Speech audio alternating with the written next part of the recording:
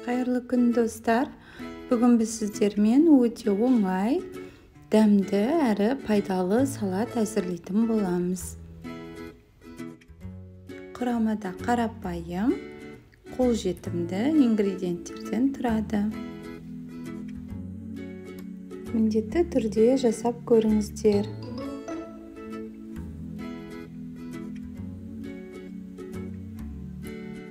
Қажетті ингредиенттер: консервіленген горох, картоп, қызылша, қызыл пияз, аскөк, қияр маринатталған, селедка, май және де бұрыш.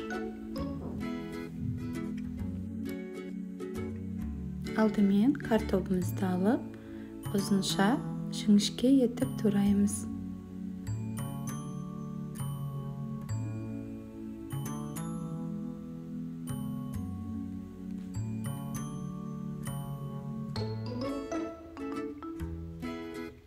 Ыдысымызға саламыз.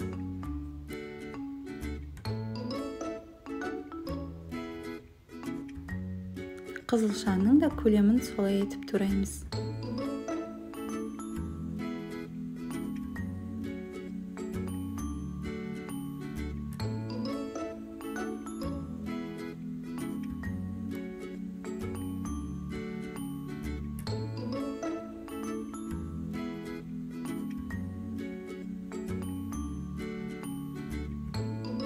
Маринатталған қияр,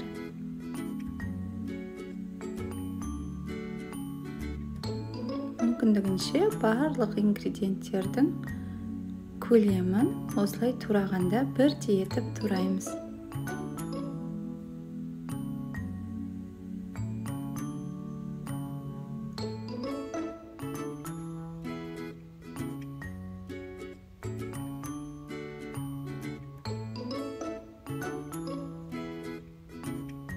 Селедка менде дайын, өзім айдалап туралған. Соны саламын. Кез келген селедка болады.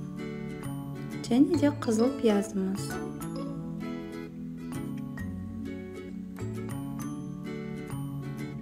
Жарты пияз жеткілікті.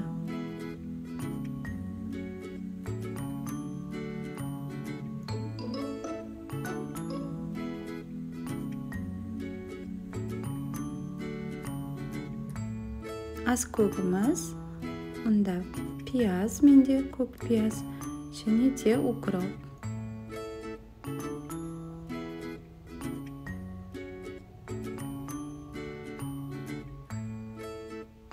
Консервіленген горох, және қара бұрыш. Барлығының үстіне осылай майды құямыз да, жақсылап араластырамыз.